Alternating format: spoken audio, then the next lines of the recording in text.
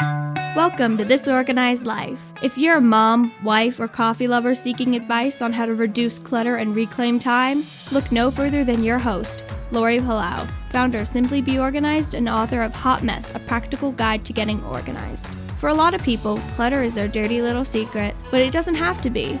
Each week, we will share practical tips, chat with experts, and provide strategies on how to keep you organized. I hope that by sharing our stories, you feel a little less alone and more empowered to tackle the areas that are holding you back. So let's get started.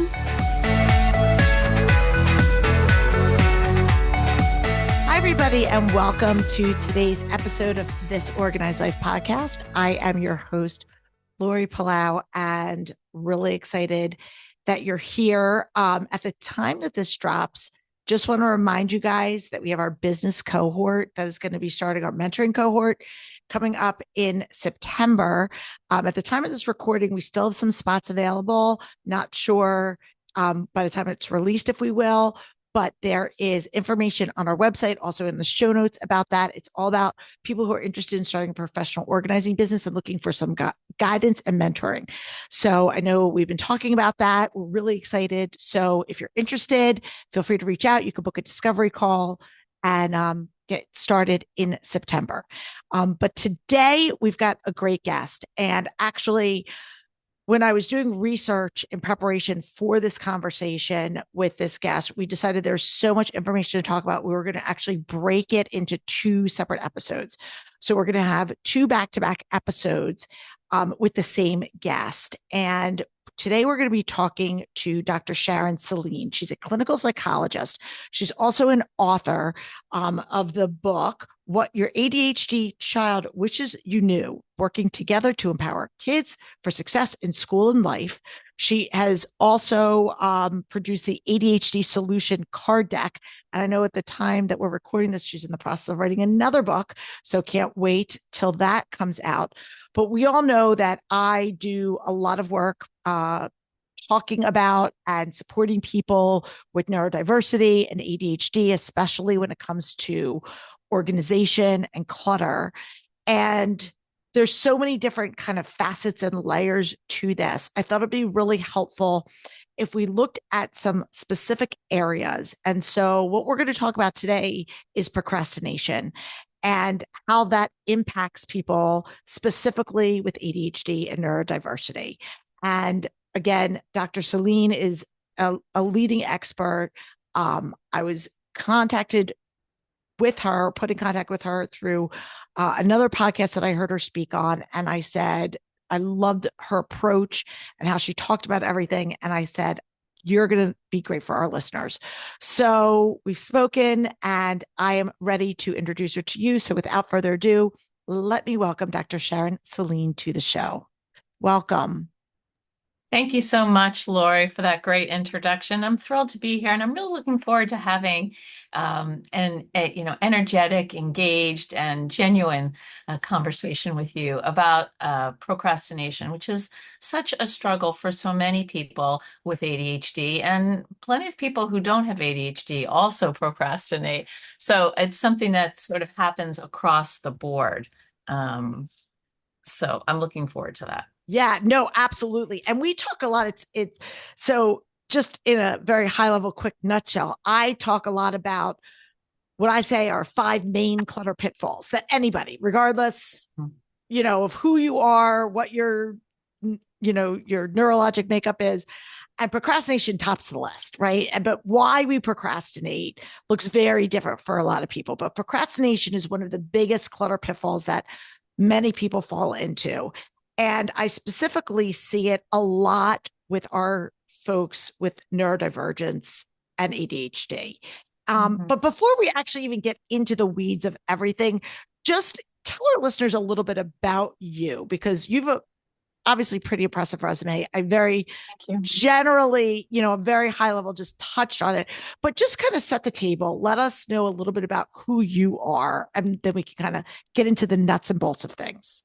Sure. I'm a clinical psychologist, author, and speaker on topics related to ADHD, neurodiversity, and anxiety, as well as other mental health issues. I have written a book, What Your ADHD Child Wishes You Knew, and a card deck, the ADHD Solution Deck.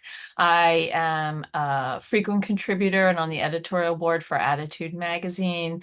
I also write for Attention Magazine, and I have a website and I write a biweekly blog, www.drsharonceline.com, and I also blog monthly for Psychology Today. Busy, busy, and you see your own clients. And I see my own clients, and I do a lot of trainings, and I'm on a local NBC affiliate once a month here in Western Massachusetts on a show called Mass Appeal, which is really fun. It's a morning show, and Oh, that's so fun. we just talk about anything psychological that's going on. So yeah, I am busy. Well, thank you for taking time out of your very In a busy good way. schedule I'm to busy chat in a with us. good way. You know, Yes. like I feel engaged. That's great. I love it. I love it. Well, thank you for carving time to share your wisdom and expertise with our community, because I know that there are a lot of people that are really craving this information from people who are in the trenches and know what they're talking about. There's so much information out there, and I feel like ADHD and neurodiversity is having a moment, and everyone's Yes. being diagnosed.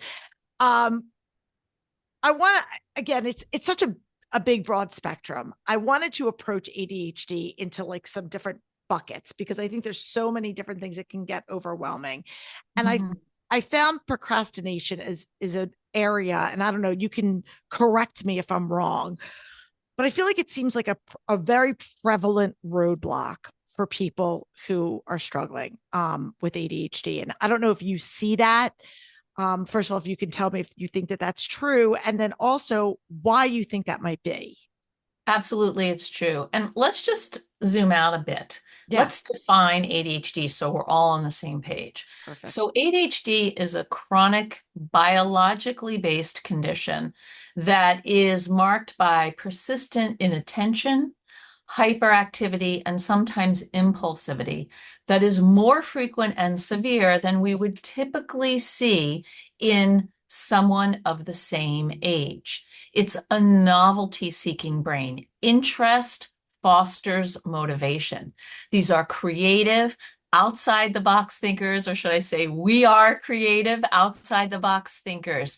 And it's a performance-based condition that it has to do with executive functioning skill deficits. ADHD is something that you have to have in two areas of your life in order to get a diagnosis. So you can't just have it at work and not at home.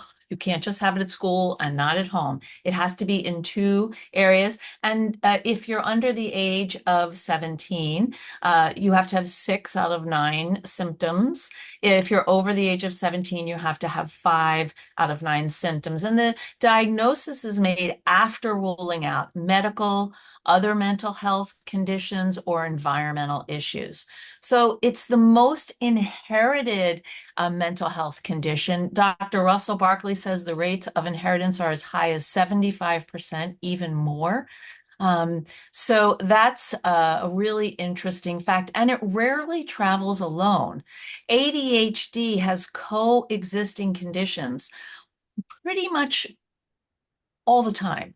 You know, we have anxiety at 34% for kids, 50% for adults. We have depression somewhere between 16 and 30% for kids, around the same rates for adults. So, we have, learning disabilities. ADHD occurs with learning disabilities about 70% of the time. So there are a lot of things that can happen with ADHD. And interestingly, if a child's primary diagnosis is autism, 50% of those kids also have a diagnosis of ADHD, but it's not an even reverse. I was just going to pause and say, but it's not the reverse. No, about 14% of kids whose primary diagnosis is ADHD have a co-occurring diagnosis of level 1 autism. I'm not talking about beyond that. About a third of children and adults with ADHD have social anxiety. So we're talking about something that and what we want to sort of address is this idea of executive functioning skills. What are executive functioning skills? So executive functioning skills are where basically they're the command center of our brain, and they're mostly in the prefrontal cortex, but not exclusively. And what these skills do is they connect, prioritize, and integrate our cognitive functions moment by moment. So it's a term that's used to describe the directive capacities of the brain, but you're not going to do brain surgery and find organization in your brain. You're not going to find initiation in your brain. So what happens is that if we think about executive functioning skills located, if you're listening, take your hand and put it on your forehead and say, oh my goodness, what were you thinking? Because that's the part of the brain we're talking about.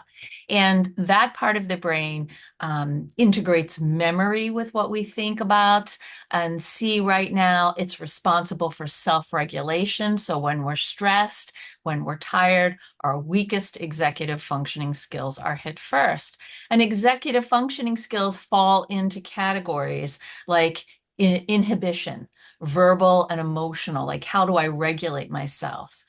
Emotional control, action, how do I get started? How do I organize? How do I think about time? How do I plan or prioritize? Energy, what's my level of alertness, my ability to persevere or keep my attention in what I'm doing, staying engaged. Recall, that working memory. We don't have time to go into all of these, but working memories like the computational space of the brain. Something comes into your brain and it hangs out there to decide if it's important enough, if emotion gets attached to it or there's value to it, then it goes down the memory line into long-term memory, or it can be tossed. And if for anybody who's seen the recent Inside Out, you know exactly what I'm talking about when things are tossed. Then we have focus. How do we stay on a task? How do we shift to things? Are we flexible or kind of rigid? How do we set goals and stick with them? And then the last executive functioning skill to really coalesce is self-awareness. It's called metacognition. And you're probably thinking, why are we talking about this when we're talking about motivation? Because motivation, i.e., procrastination, the thing that it's related to, has to do with these executive functioning skills. So in our next episode, we'll kind of dig down and roll up our sleeves about each of these, but I wanted to just lay the groundwork for everybody. I love this. And I don't know if you knew this, but our longtime listeners know. So my younger daughter was diagnosed with ADHD when she was in second grade. And we went through and we've been very open about it. And she's been on my show. And so this is like, I speak with her, full support. She's struggled and made significant strides, but still continues to struggle in certain areas because it is, it is a large part of kind of like who she is. It's not who she is it's not her label. It's not her essence. It's not her essence. But it does impact so many aspects of her life, organization being one of them. But we've seen this through her diagnosis. And I actually want to ask you another question for our listeners out there that might be going, well, how do I get diagnosed? Because we had our own journey about going to private doctors and have her evaluated, and that can be very costly. And we were in a position that we were able to do that. But a lot of times, especially now when it's having its moment, people are diagnosing themselves. So what is the true way to get diagnosed with ADHD? So I think, TikTok videos aside, you may have some ideas that you maybe struggle with things like focus, struggle with organization, struggle with managing intense emotions, struggle with productivity, being able to deliver what you say you're going to do. Struggle with clutter and organization. I mean, it's actually common. Well, it's not that common, but many people with ADHD struggle with hoarding. Or they have things, they don't know where they live. It's hard to sort them into places to go. So you may have some ideas, or you may have some ideas about your child having ADHD in terms of hyperactivity or difficulty making friends, or maybe spacing out, having a dreamy brain. And so I think the first place to start is with your primary care provider. So that's one sort of avenue to go. You talk to your primary care provider. They might do a rating scale like the Vanderbilt or something like that. And you'll have a conversation about what you're observing or what your concerns are. They may also have seen this over the years, and it might be, you may agree that this is what's going on. You yourself have ADHD. Everybody agrees we're moving forward. But most likely what happens is that you're not sure, they're not sure, and then they might refer you for an evaluation. And that psychological evaluation can happen privately, like it did for you, Lori. But it can also happen, you can get a psychoed evaluation through the schools. And that's the other avenue for kids. I'm talking about kids right now. I'll talk about adults in a minute. But for kids, it's really, your primary care provider or the school. And the school will come to parents and say, we're noticing these behaviors. We're concerned about this. If there's a question about academic performance or cognitive or sort of levels of intellectual functioning, then they will want to do an assessment, and they can say that it looks like it might be an attention issue, or there's hyperactivity, or there are signs of this, but they cannot diagnose it because it's a health disorder. So this is where we get into some confusion. Like, is ADHD a learning disorder? Is it a health disorder? Sharon Saline would say yes, right? Because it's both. It is a health disorder that affects learning. Yes. Right. So in fact, the more severe a person's executive functioning challenges are, the higher the likelihood there is of having a learning disability. And I'm saying disability instead of difference because you have to use the language disability to get services. And we're talking about 504s, IEPs. That's it. 504s and IEPs. Yeah. So that's how it is for kids. And for adults, it's a different process. And usually it does start with a primary care provider where you can talk to someone, or, an adult is perfectly capable of seeking therapy, and they may seek therapy with someone who is an ADHD expert. They may seek out having an evaluation for themselves, like going to a center that specializes in ADHD. All of those things are helpful. What isn't helpful is if you think you might have ADHD and you get evaluated for ADHD and the results show that you actually don't have ADHD, to argue with the person who's done the testing. Ideally, you would trust the person who's done the testing, so you're not going to argue with them.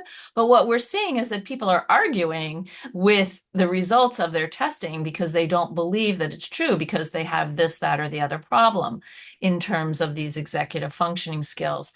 And I do want to say something to your listeners, Lori, which is we are all human beings, and we all have executive functioning strengths and challenges.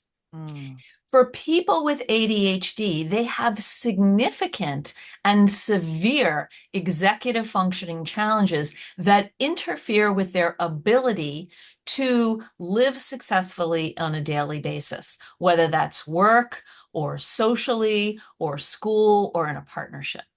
So those are the different ways to get an accurate diagnosis. And it's really important to get an accurate diagnosis because the diagnosis process tells you about you.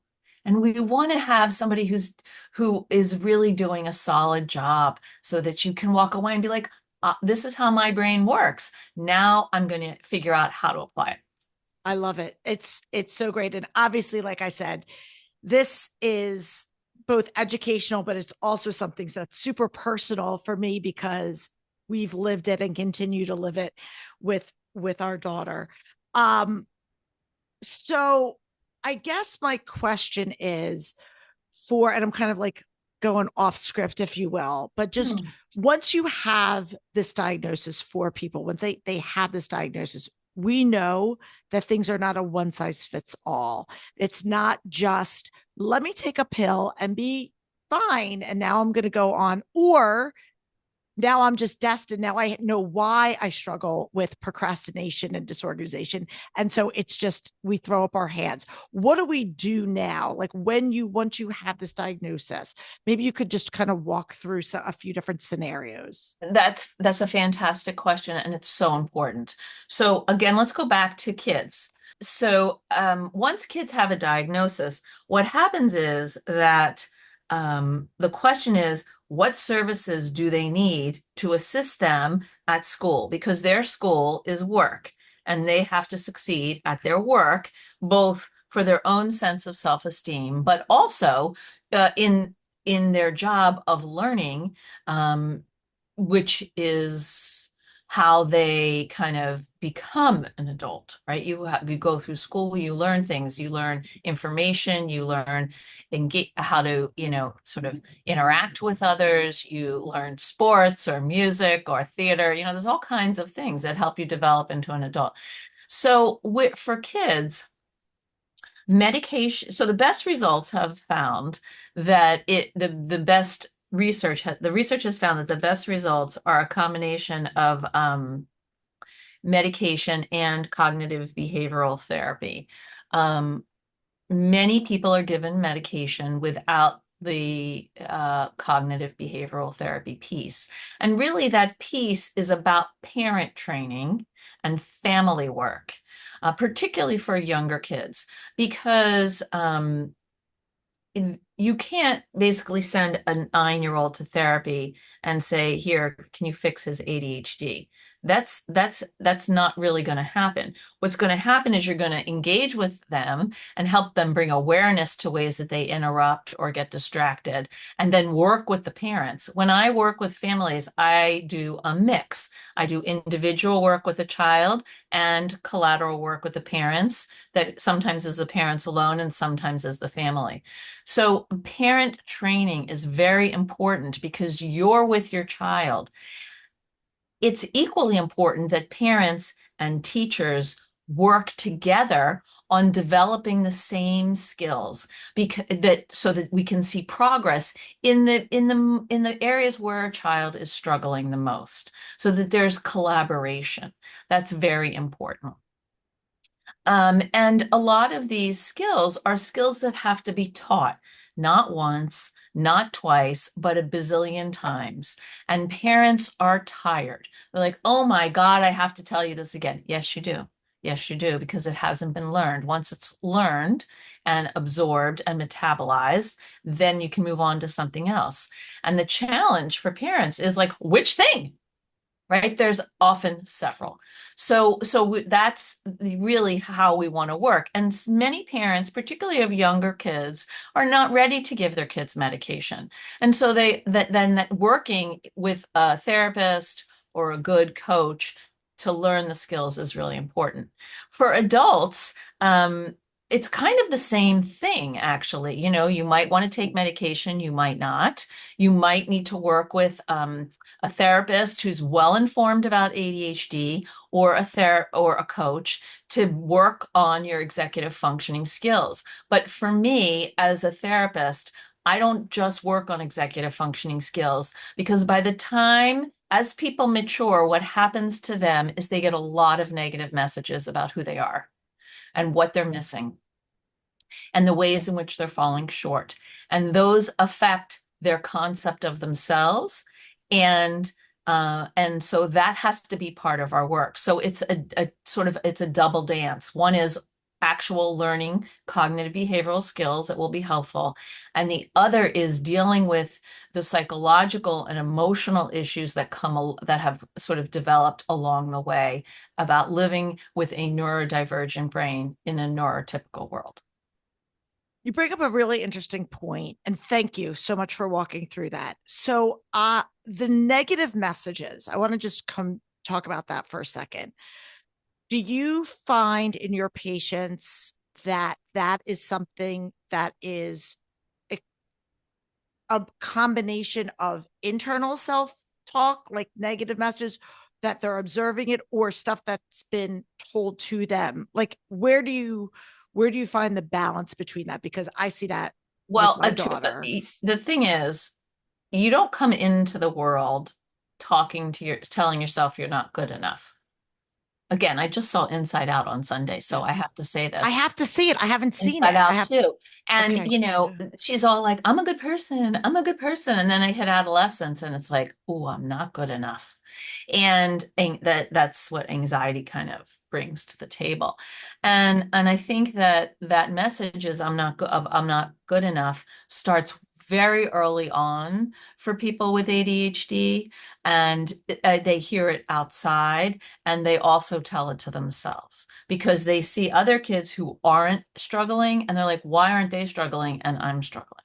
Mhm. So this is, a key issue, this issue of self-esteem, and this core sense of deficiency, because this core sense of I'm not good enough feeds social anxiety. It feeds perfectionism. It feeds imposter syndrome. It feeds rejection sensitive dysphoria, and it prevents people from taking risks, and it leads to a lot of anxiety and depression.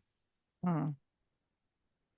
And then you throw in clean your room and get your homework done and all Right. these other things. And that just seems overwhelming, I would think, because even in Mhm. the best of circumstances, that can be overwhelming. And then you add that in. Yes. And I was actually talking with someone this morning, a client, who was saying, my first thought in conversations, when people say you're not understanding something is, oh, I'm wrong.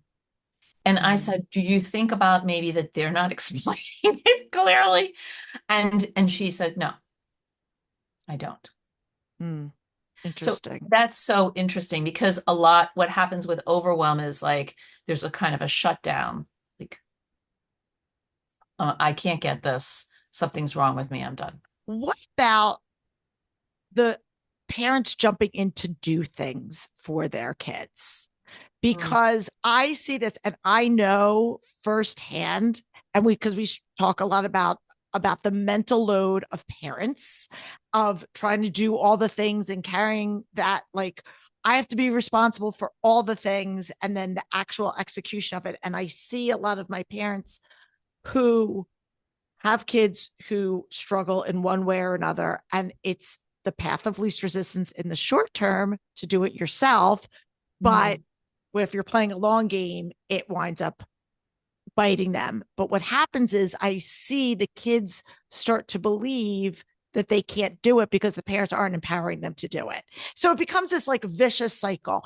And I don't know if I have a specific question or it's more of just a prompt that you could weigh in on that, because I think that has a lot to do with also that whole self-worth piece is I can't do that. I'm not good at that. Somebody doesn't trust in my ability.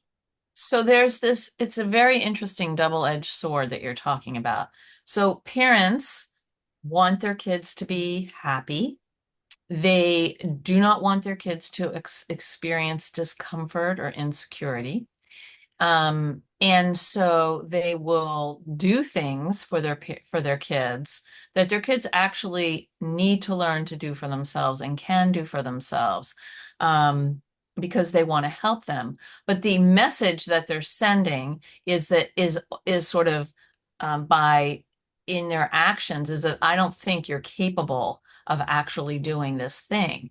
And because I don't believe that you're capable of doing this thing, I'm going to do it for you.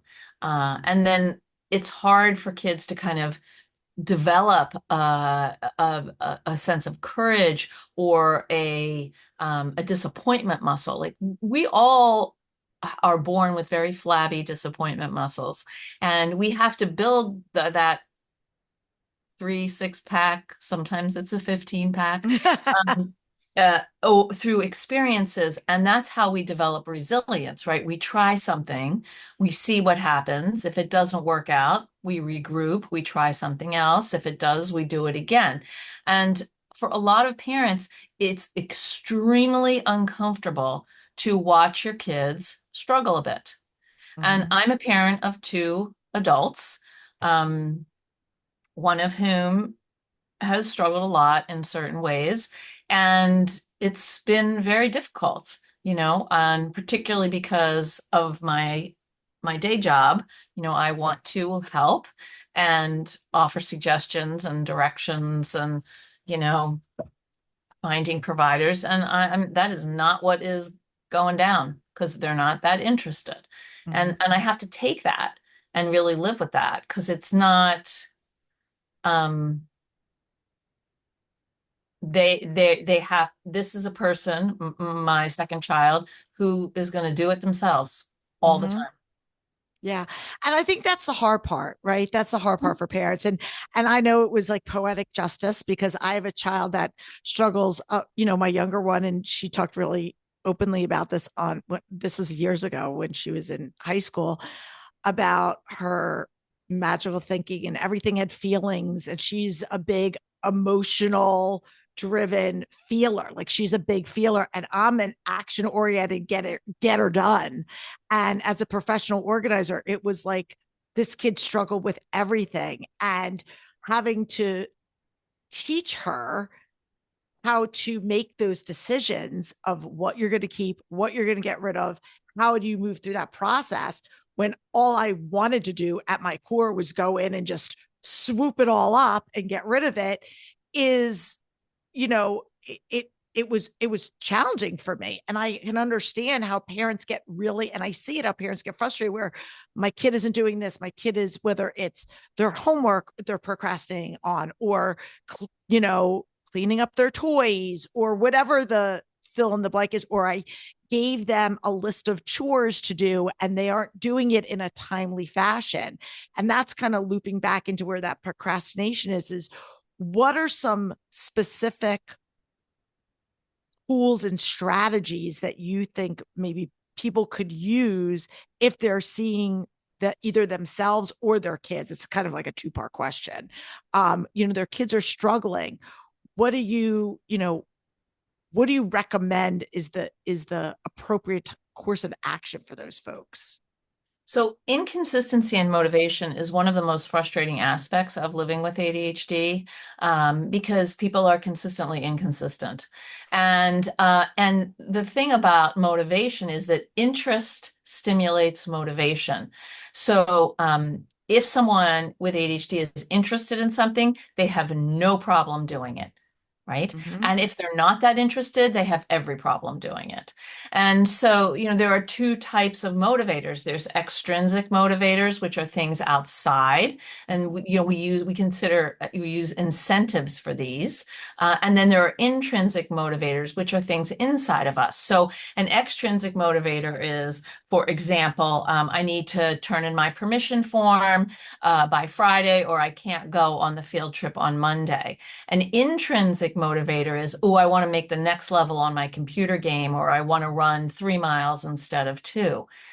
When a task is fundamentally uninteresting uh, and unrewarding, and maybe that's homework, taking the trash out, picking up dog poop when you're taking the dog for a walk, any of these things, there's naturally not as much excitement. And there's naturally what we call in the brain less dopamine. And dopamine is one of the neurotransmitters in the brain that has to do with interest, reward, and pleasure. And so when you have ADHD, you have naturally occurring lower levels of dopamine. And when you're faced a task that is uninteresting, that task has naturally lower levels of dopamine. So you can see what happens is you have someone with naturally lower levels of dopamine facing a task that is inherently uninteresting and unfulfilling and kind of boring. That task is not going to get done. So this is why when there's no clear immediate satisfaction or benefit, people struggle to do a task when they have ADHD. And so these external incentives or rewards encourage them until the satisfaction of doing it on their own, that internal reward system, really kicks in the late teens to early 20s on a more sort of consistent, there's that word again, I would say persistent basis. Which is why we have to help people with ADHD think about have tos and want tos. So the want tos follow the have tos. What are the things that your child loves to do? No activity is too unimportant to consider. And whether it's extra time playing outside, playing cards with you, time on some device, these are all earned privileges, right? And so when kids struggle to do something, they have to have the earned privilege on the other side. I worked with a family once where the child would come home from school, she was in third grade, and she would have her snack and have her playtime. And then around 4:30, it was time to do homework. And she was like, no way, no homework, big battles. And I said, whoa, like this process has to be reversed. A little snack, the homework, then as much playtime as they want, right? Mm-hmm. So, and this is true for us as adults also. I've had dinner. I need to clean the kitchen. I also really want to watch the show that I'm following. If I sit to watch the show, what's happening to the kitchen? Not going to get done, right? And the thing is, for me personally, I can't stand like caked on food on dishes because they're impossible to clean. And then it really upsets my husband, who has, a little bit of OCD. And you didn't hear from me. And so we clean up first, even if I'm really tired. And then I can reward myself with that. And that's true, like when I'm working on my book, I'm going to work for 2 hours, and then my reward is I'm going to take a walk. I may, talk to somebody on the phone, whatever. That's how we have to do it. And we need to remember that kids who are unmotivated often expect failure from themselves. Mm-hmm. Adults who struggle with motivation often expect failure. And so the solution to that is breaking things down into smaller pieces so people can accomplish something. I'm writing this down because it's so true. I love what you said to that. I think a lot of times people don't do things because they just don't think they're going to do them well. And they just think that they're going to get criticized. And so it is just, well, if I'm not going to succeed or I'm not going to do a good job, I'm not even going to try. Correct. Because if you don't try and you don't succeed, you're still in control. Like Yep. you've established what the result is going to be from the get-go. But if you try and you would like to succeed and then it doesn't quite work out the way you want it to, then you're setting yourself up for potential disappointment. And if that's not something you want to experience, then it's hard to recover. Yeah. And it's so funny when you gave the example of the dishes, because I was literally just a guest on somebody else's show. And I gave a real life example of how when my girls were younger, because I too cannot rest with a messy kitchen. And so after dinner, when we would clean up and the girls wanted to either play a game or watch a show together, I would say, okay, here's the deal. We need to clean the kitchen. So if you guys help me and we can get done quicker, that's more time for me to be able to watch the show or play with you. But we need to do this first. And that was always kind of our routine. And it really, again, not that as parents, we have to explain things to our children or give them a reason, but it helped them to understand the why behind the process. It wasn't like, all on me, and it wasn't, oh, mom never plays with me. But no, these are things that need to get done. And I think, especially when you have kids, whether they're neurotypical or not, but especially if you have kids that are struggling and they already are, what's the word I'm looking for? Discouraged. They're already discouraged. Giving them some sort of positive reinforcement and kind of carrot at the end is really, really, like, I've seen it make a difference in our family, at least. Mm-hmm. And procrastination is a very interesting topic because it is related to anxiety, and it can be debilitating because people can't start or finish things. But most procrastinators rarely spend their time doing nothing. They're doing other things instead of the thing they need to do. They're sharpening their pencils, they're picking the right music to listen to, they're tidying up their workspace, they're doing a load of laundry. You get the idea. And so it seems like people with ADHD who procrastinate can be productive, except on the thing if they're focusing on something that doesn't interest them or seems impossible or takes too much effort. And there are different types of procrastination. There's perfectionism. If I don't get it right, I'm going to give up. And that can be at the beginning. So I'm motivated to do a good job and then I work on it, but it's not turning out the way I'd like it to. So I'm going to give up. Or I don't think I'll be able to do a good enough job. So I'm not going to get started. Okay. Right. And sometimes perfectionism helps kids create a routine and an order for things that they're doing. Yeah. They might there's avoidance procrastination, which is no way, forget it. This is unpleasant. I hate it. I failed before. Why is this going to be any different? This task of taking the trash out, it's no longer just, taking the trash out. It's climbing Mount Everest. I don't know where to start. I don't see a trail. I don't have a map. I don't have a guide. Forget it. I'm not doing it. And plus, it's smelly and gross. And what do I get out of it in the end? Nothing. So, well, then what you get out is you might get, more screen time, or maybe you'll get, we'll all go out for ice cream or something else. And then the third kind is productive procrastination, which is kind of what I was describing before, is that people keep themselves busy with something else because they're avoiding the main task, either because they can't get it right enough or because it's just overwhelming to them. And so productive procrastination makes you feel temporarily better because you're actually doing things. But in the long run, it's just a delay tactic. And so for each of these types of procrastination, the sort of intervention, as you will, is the same. Break it down. And no size is too small. So maybe you can't take the trash out, but you can tie the bag. That's a step. And, come back in 5 minutes and you can do the rest of it. Like, give them a sense of a sense of control, and a sense of success. So I've tied the bag. That was step 1. I'll be back in 2 minutes. I'll do step 2. I'll take it out of the trash can.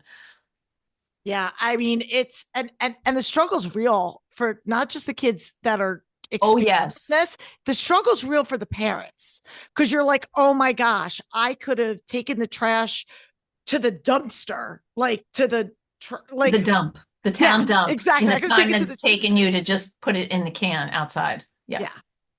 So, and again, I could talk to you for hours on this, and I know that there's a lot. I'm gonna try to kind of wrap this section up. So really, just to kind of summarize everything that you said, the key is identifying it, making sure that you have a proper diagnosis first and foremost, so that you know what you're treating.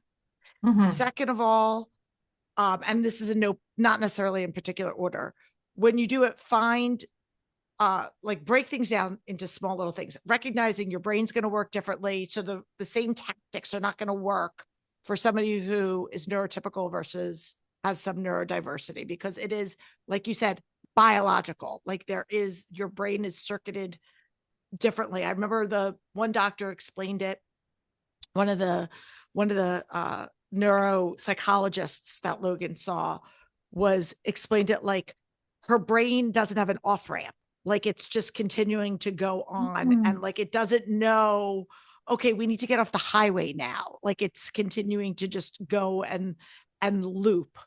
And so that was one way. And I was like, oh, I never really thought about it. Like, okay, we're just going to put a pin in this and move on to the next. He's like, yeah, her brain doesn't do that.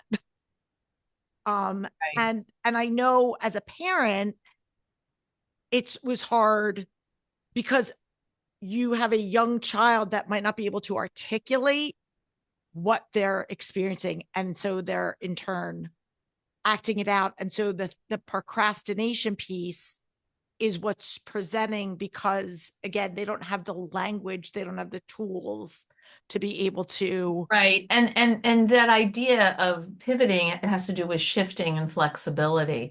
And a lot of people with ADHD really struggle with that there's this thing that keeps running around in their head and they can't kind of get off it because it's like an now, not now brain. It's an on, it switches on and it can't sort of switch off or even have a dimmer. I think the important thing to also remember when dealing with procrastination is that people with ADHD don't necessarily really feel time in the way that people who don't have ADHD do. And some people call that time blindness. Yeah. I call it time optimism because I just think there's going to be more time available than there actually is. And so if that's the case, then the procrastination it all ties in, right? Time management is part of is related to motivation, and because when you struggle with time management, you struggle with how much time something's going to take, and if you think something's going to take a real long lot of time. A real long lot of time. That's so hilarious. Then your willingness to do it gets smaller and smaller.